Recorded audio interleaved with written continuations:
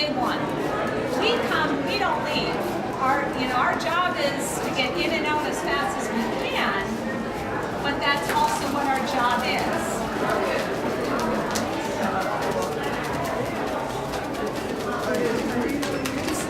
He's fine for a couple of reasons, and I sprayed him down for a couple of reasons. One is he's not hurting himself, first of all, so you don't have to worry. Number two, he has to figure out how to get back up onto that tall perch by himself. Number three, there's an awful lot of perching for him to sit on in this room. That's a lot higher than he is, and birds like to be high.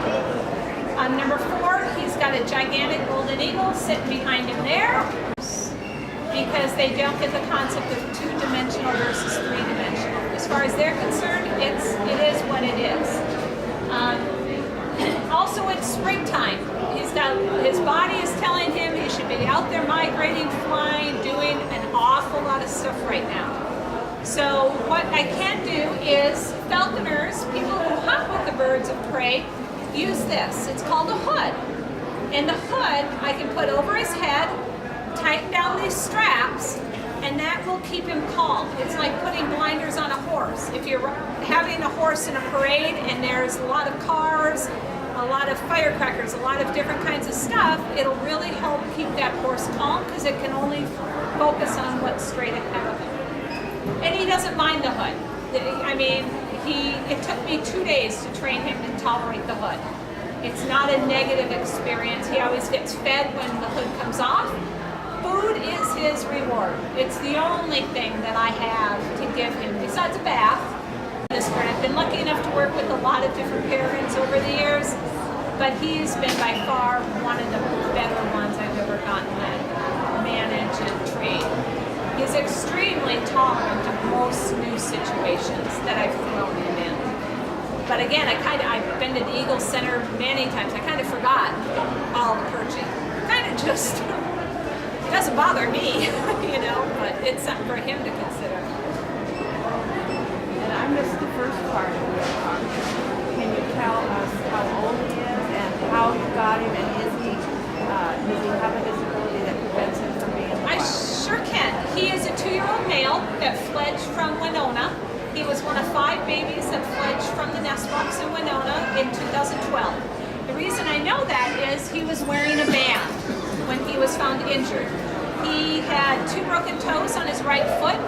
He was found about a week after fledging, probably hit the building going 150 miles an hour, pulverized those bones. They had to amputate the tips of 2 toes. So he is missing very important skills to be able to catch food. So he was sent to the Raptor Center, and the Raptor Center placed him with me. I have both state and federal permits to have him for the use of education. It doesn't mean I own him though. He's into Nelson area, and just take a right, you'll see 2 small cliffs on the northbound side. Peregrine's nest there. We have a box on the Wabasha Bridge because we've had peregrines show up at the bridge, so we were trying to attract them to the bridge. But the cliff is too close, and it's a much better spot to nest. But our population is increasing. Certainly we're finding peregrines will tolerate another nesting pair within half a mile, 3/4 of a mile. There's enough food available in this area that it's not inconceivable that we could have peregrines nest on the bridge either. Where in Winona is it? I don't know the exact, it's on one of the grain elevators.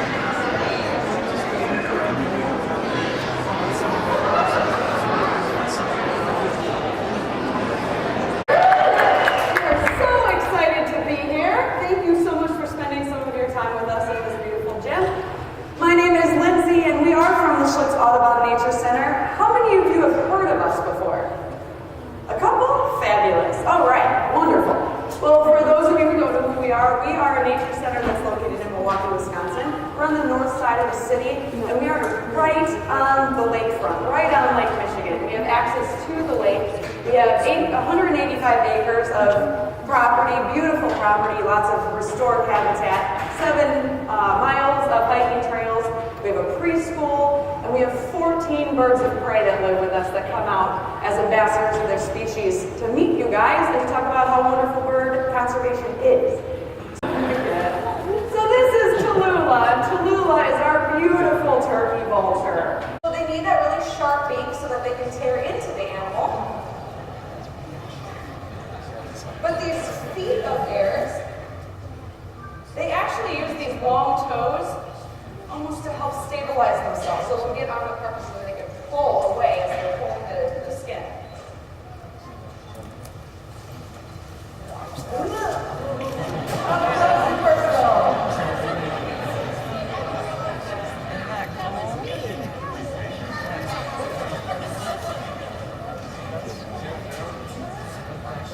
Now, we're going to hold on to Tallulah for a second because I'm going to go against my own rules. Raise your hand if you love vultures. Everybody should raise their hands. Vultures are amazing. All right, hands down. We'll bring it right on over here. Yeah.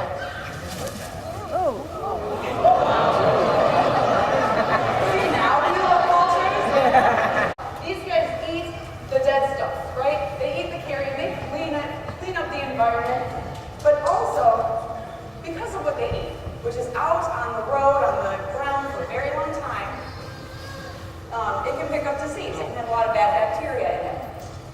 So their stomach acid is actually so strong, it can break down any disease known to man without them being harmed. But then think about what they're doing. They're taking that stuff out of the environment. So they're keeping the environment healthy. They're keeping us healthy.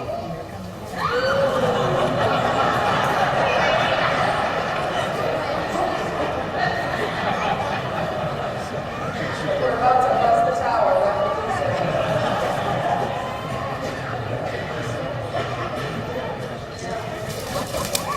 Our vultures, we love seeing them around. And they're actually the first signs of spring. So keep your eyes peeled. They should hopefully be returning anytime soon after this horrible winter. But they actually have to leave for a couple of reasons. First and foremost, check out her beautiful head. She is bald and beautiful. And also check out her feet. She doesn't have that much insulation on there either. So they have to leave to protect themselves. One other reason that they have to leave up north or go as far south as they need to is because of how they find their food. Now, most raptors, you're thinking about raptors, they don't really have a very good sense of smell, but your turkey vultures have an amazing sense of smell, and that's how they find their food. Of course, I guess it's kind of gross when you think about what they're actually smelling, but they don't mind at all. But if you look at her face, you'll see this big hole in her face. It goes right through. And they are built very much the same. This, put on your binoculars, is Mallory, and she is our American kestrel. She is full grown. She's about 4 years old. And her cousin, yes, is the peregrine falcon. So the kestrel is the smallest falcon in North America. And we're going to look at a couple things about Mallory that make her very speedy. Now, you think that the peregrine falcon can go up to 240 miles an hour in a dive, which is mind-boggling. The cheetah, which is very fast, can go upwards of like 60 miles an hour, which is your typical freeway speed, maybe, hopefully. This bird can dive up to speeds of 90 miles an hour. Really impressive, this tiny little thing. So the way she's going to be doing that is she's going to tuck her wings in. She has this really long tail which she can make narrow, and she becomes this little torpedo that just cuts right through the air, just like butter. Now, another thing about her wings, though, is these also help her with speed. So her feathers are actually going to be stiffer, and then she has a long, narrow wing as well, so it makes her very aerodynamic.